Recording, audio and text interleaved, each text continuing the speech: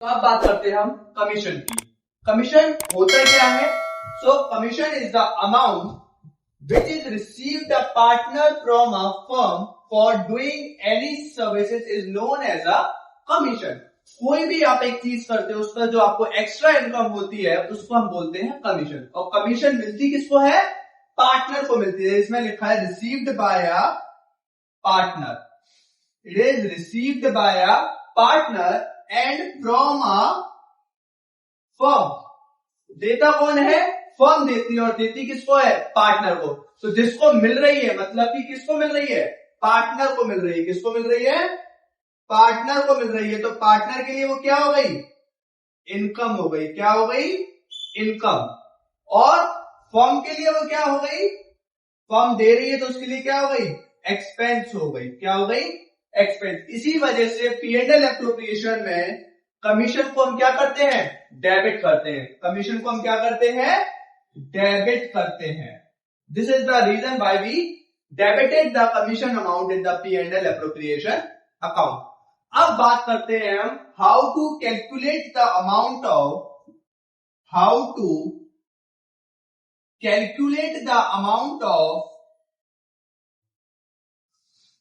Commission. Commission के amount को हम कैसे कैलकुलेट कर सकते हैं? तो कमीशन के अमाउंट को कैलकुलेट करने के कितने मेथड होते हैं? दो मेथड होते हैं। कितने मेथड होते हैं? दो मेथड होते हैं। First of all there is before charging any commission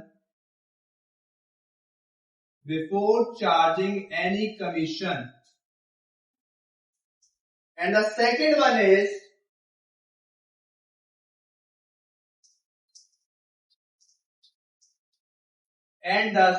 one is after charging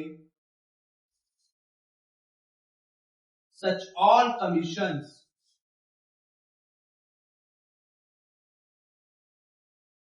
These are not the method, these are the cases how to we calculate the commission amount in these two different cases. The first case is before charging any commission, means हमारी जो cell है, ज्यादातर जो commission मिलता है वो किस पर मिलता है? सेल ऑफ द फर्म पर। किस पर मिलता है? Sale of the firm. तो जो हमारी सेल ऑफ द फर्म होती है इसके दो केसेस होते हैं। कितने केस होते हैं? सेल ऑफ द फर्म के दो केसेस होते हैं। First case, the amount is not included in the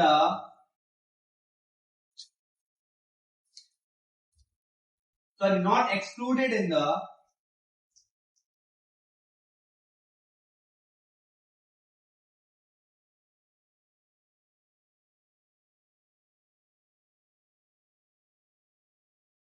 sales amount,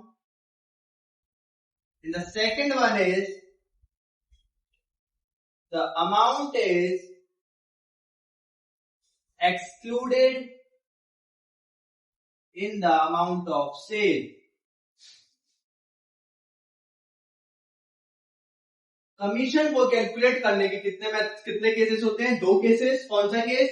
before charging any commission and after charging such commission. Means suppose हमारी जो सेल है, सपोज जो हमारी सेल है वो कितनी है? 3 लाख रुपए। कितनी है? 3 लाख रुपए है। इस पर हमें जो कमीशन देना है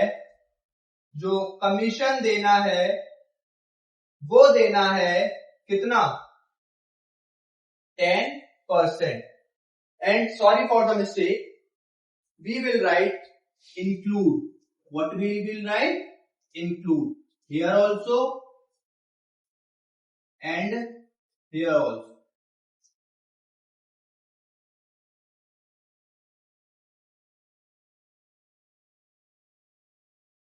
कमीशन कितना दे रखा है हमारे को? 10%। सेल हमारी 3 लाख है, कमीशन हमारे कितना है? 10%। ये जो केस है वो हम चार्ज करेंगे बिफोर चार्जिंग एनी कमीशन। मतलब इस अमाउंट पर कोई भी कमीशन पहले नहीं दिया गया है। जब नहीं दिया गया है तो ये हमारा जो अमाउंट है वो कैसा अमाउंट है? फ्रेश अमाउंट है। कैसा अमाउंट है? फ्रेश अमाउंट है। और जब भी कोई फ्रेश अमाउंट दे रखा होता है तो हमें एक सिंपल सा एक फॉर्मूला लगाना है कमीशन को कैलकुलेट करने का, and the formula is amount into rate upon 100। जब भी कोई भी कमीशन पहले से चार्ज नहीं हो रखा होता, before charging any such commission, जब हम इस केस पर निकालते हैं तो फॉर्मूला होता है हमारा amount into rate upon 100, and the amount is of the amount of sale. तो हमारी सेल का अमाउंट कितना है? 3 लाख रुपए। कितना है हमारी सेल का अमाउंट? 3 लाख रुपए। और रेट हमारी दे रखी है suppose 10% upon 100, then the amount will be 30,000. The amount will be 30,000. This is the amount of commission which we received in the case of before charging any such commission. Before charging any such commission means जो ये cell दे रखी है हमको, इसके अंदर कोई भी commission का अमाउंट पहले से इंक्लूडेड नहीं है, या कोई भी कमीशन हमने चार्ज नहीं किया है। तो हमने सीधा फॉर्मूला लगाया अमाउंट इनटू रेट अपॉन 100। बात करते हैं सेकंड केस की, after charging such all commission. After charging such all commission means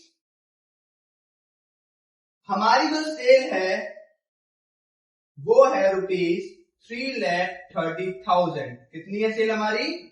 3,30,000। Rate is the same as before. The rate is 10%. The rate is 10%. अब जब हम कमीशन आफ्टर चार्जिंग सच commission निकालेंगे, amount of commission मतलब इसमें जिसको हम commission दे रहे हैं उसके कमीशन का अमाउंट भी इस 3,30,000 में क्या है? इंक्लूडेड है। क्या है? इंक्लूडेड है। तो इसमें हम जो फॉर्मूला अप्लाइड करेंगे वो क्या करेंगे? Amount into rate upon 100 plus का रेट।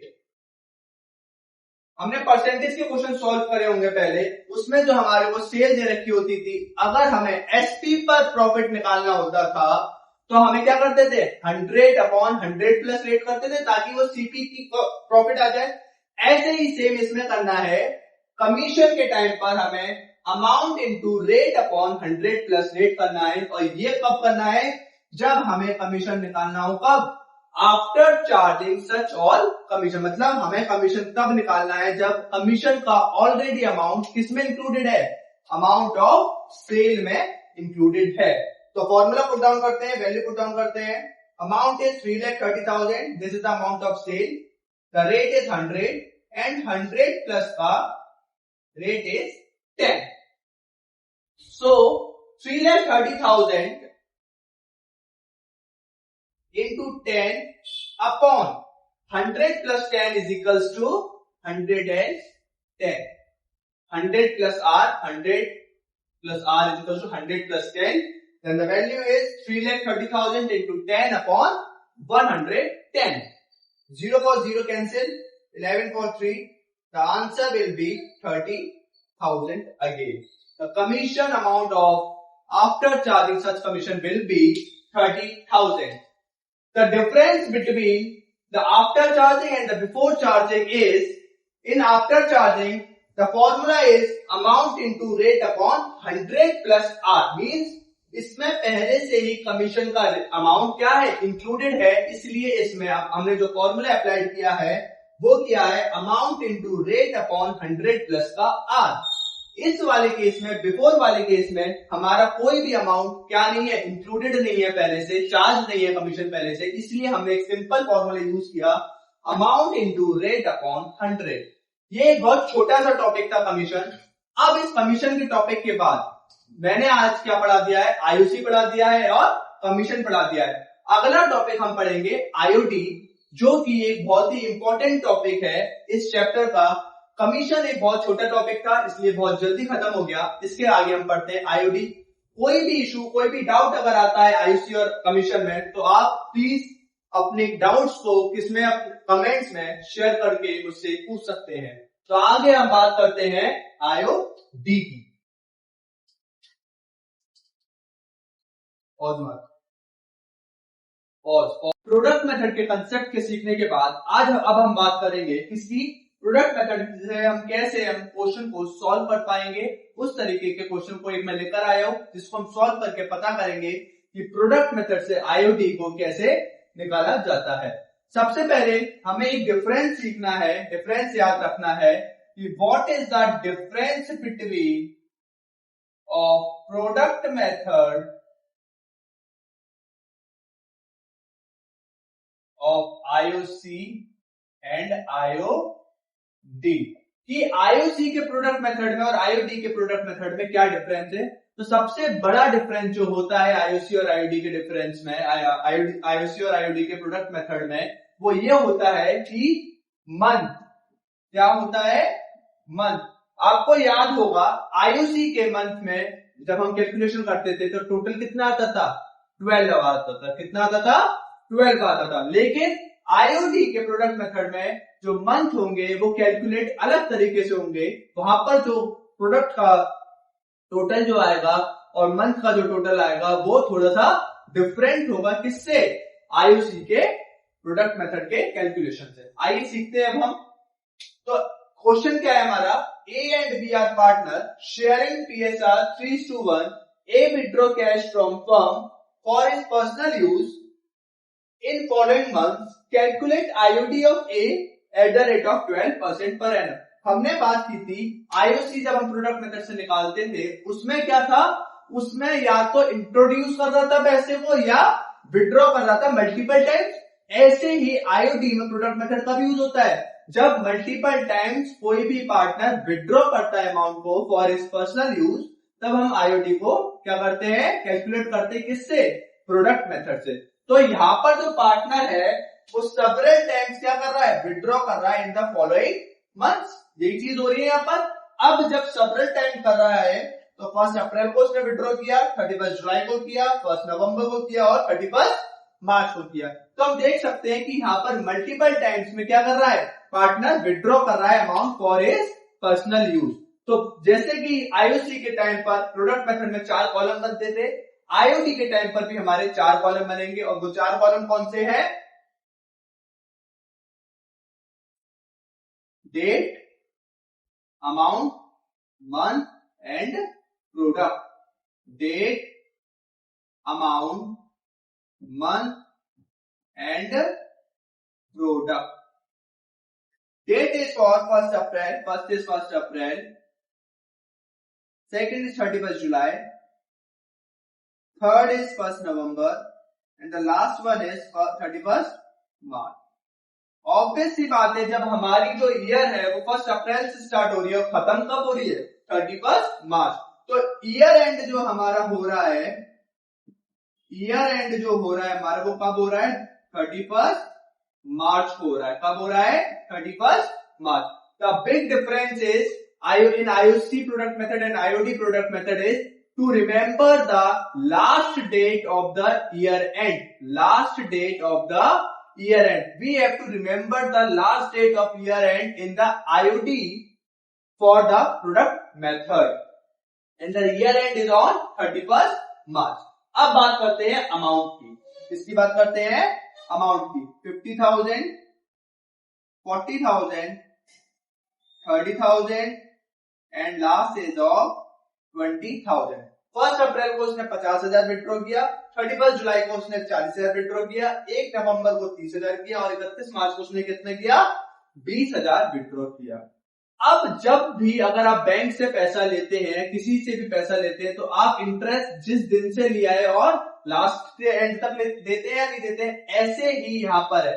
आईओसी में क्या होता था, हम डिफरेंस देखते थे कब से कब तक उसकी कैपिटल कितने पीरियड तक रही, मतलब 1 अप्रैल से 31 जुलाई तक का हम पीरियड काउंट करते थे। लेकिन आईओडी में सबसे इंपॉर्टेंट चीज है, आईओडी में हम क्या करेंगे, मंथ को अलग तरीके से कैलकुलेट करेंगे। ये ही एक ऐसा डिफरेंस पैदा करता है आईओसी के प्रोडक्ट मेथड में और आईओडी के प्रोडक्ट मेथड में। अब आईओडी के प्रोडक्ट मेथड में हम क्या करेंगे, 1 अप्रैल को लास्ट तक कैलकुलेट करेंगे 31 मार्च तक। कब तक कैलकुलेट करेंगे, 31 मार्च तक। तो अप्रैल से लेके 31 मार्च तक कितने महीने होते हैं, we all know it is 12 months. 31 जुलाई से लेके 31 मार्च तक। अब 31 जुलाई है तो मीन जुलाई इज ओवर, हम काउंट कहां से करेंगे, अगस्त से करेंगे। तो अगस्त, सितंबर, अक्टूबर, नवंबर, दिसंबर, जनवरी, फरवरी, मार्च, कितने महीने हो गए हमारे, 8 मंथ हो गए। कितने मंथ हो गए हमारे, 8 मंथ हो गए। 4 महीने चले गए, अप्रैल, मई, जून, जुलाई। अब 31 जुलाई से लेके हमने काउंट कहां तक किया, 31 मार्च तक किया। तो हमारे कितने महीने आए, 8 महीने। अब जो अगली ड्राइंग वो कर रहा है, वो कब कर रहा है, वो 1 नवंबर को कर रहा है। वो कितनी कर रहा है, 30,000। तो 1 नवंबर से ईयर एंड हमारा कब हो रहा है, 31 मार्च। तो उसको इंटरेस्ट कितने महीने का देना पड़ेगा, 1 नवंबर से ईयर एंड टू 31 मार्च तक का उसे क्या देना पड़ेगा, इंटरेस्ट। तो नवंबर, दिसंबर, जनवरी, फेब, मार्च, कितने महीने हो गए, 5 महीने हो गए। कितने महीने हो गए, 5। और 31 मार्च से 31 March it will be 0, 31 to 31 it will be 0, then the month will be calculated as a 0. अब बात करते हैं प्रोडक्ट की। किसकी बात करते हैं, प्रोडक्ट। हमें पता है प्रोडक्ट का मतलब क्या होता है, किसी भी चीज का मल्टीपल या मल्टीप्लाई। और मल्टीप्लाई किसी भी किन चीजों का होता है, 2 चीजों का होता है। कितनी चीजों का होता है, 2 चीजों का। और ऑब्वियस सी बात है डेट का तो मल्टीप्लाई होगा नहीं। और डेट के अलावा कौन सी 2 चीजें हमारे को बची, first is amount and the second is month. तो हम अमाउंट और मंथ का क्या कर देंगे, मल्टीप्लाई कर देंगे। क्या कर देंगे, मल्टीप्लाई कर देंगे। तो 50,000 इंटू 12 कितना हो गया, इट इज 6 लाख। 40,000 इंटू 8 कितना हो गया, इट इज 3,20,000। 30 इंटू 5 कितना हो गया, it is 1,50,000। And the last 20,000 into 0 कितना हो गया, it is 0। It is 0। IOC के टाइम पर हम क्या करते थे, जो हमारे मंथ का टोटल आता था वो कितना आता था, 12 आता था। कितना आता था, 12 आता था। लेकिन यहां पर हमें मंथ की कैलकुलेशन 12 नहीं रखनी है। यहां पर हमारा जो मंथ की कैलकुलेशन होगी वो होगी on the basis of the year and. Year जिस दिन से हमने विड्रॉ किया है उस दिन से हमें ईयर एंड तक के मंथ को क्या करना है, काउंट करना है। तो जैसे जैसे हमने विड्रॉ करते गए वैसे वैसे हम ईयर एंड तक क्या करते गए, मंथ को काउंट करते गए। तो जैसे हमारा फर्स्ट में आया 12 मंथ, सेकंड में आया 8 month, then 5 month and then 0 month. फिर हमने क्या किया, मल्टीप्लाई करके प्रोडक्ट निकाला। किसका मल्टीप्लाई किया, मंथ एंड द अमाउंट का। तो आंसर आया 6 लाख, 3 लाख, 3,20,000 एंड 1,50,000 एंड 0। अब इसका निकालेंगे हम सम। प्रोडक्ट का क्या निकालेंगे, अब हम सम निकालेंगे। तो आंसर आएगा 6 and 9, 9 and 1, 10, 10,70,000, 10,70,000। ये आ गया प्रोडक्ट का टोटल। यहां तक सब क्लियर, 10,70,000 ये आया हमारा प्रोडक्ट। और हमारा जो फॉर्मूला होता है प्रोडक्ट मेथड का वो हमारा सेम होता है same as in the IOC method, that is product into rate upon 100 into 1/12, and this 1/12 is the average period of per month in a year. Average period of per month in a year. तो product हमारे कितना आया, it is 10,70,000 and the rate is 12%, and 1/12 is always be constant in the formula. Then 0 will be cut down from the 0 and the 12 from the 12, and the answer will be 10,700. This is the IOD amount of A is equals to 10,700 rupees. इस तरीके से हम क्या निकालते हैं, product method को निकालते हैं। किसका, आईओडी का प्रोडक्ट मेथड हम इस तरीके से सॉल्व करते हैं। डिफरेंस क्या है आईओसी और आईओडी के बारे में प्रोडक्ट मेथड में, मैं एक बार फिर से बता देता हूं। आईओसी में जो हम मंथ की कैलकुलेशन करते हैं उसमें जो मंथ का टोटल आता है वो कितना आता है, 12 आता है। और आईओडी में जो होता है मंथ की कैलकुलेशन करते हैं on the basis of year and. जिस दिन से हमने ड्रॉइंग की है उसके लास्ट तक, last day of the year तक हम क्या करते हैं, मंथ्स को काउंट करते हैं और उसमें लिखते हैं। That's it. ये है था हमारा आईओडी का प्रोडक्ट मेथड का एक क्वेश्चन, जिससे कि आपको आईओडी को बहुत अच्छे से समझने में आसानी होगी। ये है हमारा आईओडी का टॉपिक। इसके बाद हम बात करेंगे average period of IOD. Thank you. अब बात करते हैं आईओसी और कमीशन की कैलकुलेशन के बाद हम बात करते हैं calculation of IOD. What is IOD? IOD is interest on drawing. और ये होता क्या है, जब कोई पार्टनर कोई अमाउंट विड्रॉ करता है अपने पर्सनल यूज के लिए, तो उस पर पार्टनर को क्या देना पड़ता है? इंटरेस्ट देना पड़ता है। और किसको देना पड़ता है? फर्म को देना पड़ता है। मिल किसको रहा है? फर्म को। तो फर्म के पास रिसीव हो रहा है एंड पार्टनर के पास से पेड हो रहा है। तो ऑब्वियसली बात है, P&L एप्रोप्रिएशन अकाउंट में जब फर्म को रिसीव हो रहा है तो फर्म के लिए क्या है? ये इनकम, और पार्टनर के लिए क्या है? ये एक्सपेंस। हमको पता है कि P&L एप्रोप्रिएशन अकाउंट किसके लिए बनता है? पार्टनर के लिए बनता है। लेकिन किसके बेसिस पर बनता है? वो बनता है फर्म के बेसिस पर। और फर्म के बेसिस पर अगर देखा जाए तो फर्म के बेसिस पर जो आईओडी है वो क्या हो रही है? रिसीव हो रही है। और रिसीव हो रही है तो वो हमारे लिए क्या है? इनकम। और जो चीज इनकम होती है उसे हम क्या करते हैं? क्रेडिट करते हैं। क्या करते हैं? क्रेडिट। इसलिए आईओडी जो है वो P&L एप्रोप्रिएशन अकाउंट में क्या होती है? क्रेडिट होती है। क्या होती है? क्रेडिट होती है। क्योंकि जो P&L एप्रोप्रिएशन का नेचर ऑफ अकाउंट होता है वो होता है नॉमिनल। और वो नॉमिनल क्यों होता है? क्योंकि P&L एप्रोप्रिएशन के अंदर all the expense and losses and all the incomes and the profits will be recorded. तो अब बात करते हैं हम कैलकुलेशन ऑफ आईओडी। आईओडी को कैलकुलेट करने के दो मेथड्स होते हैं। कितने मेथड्स होते हैं? दो। पहला method simple method as we studied in the IOC concept and the product method. These both methods we studied in the concept of IOC, but the difference is the concept is not same. Simple method में हमारे दो cases होते हैं। If there is per annum is given in the rate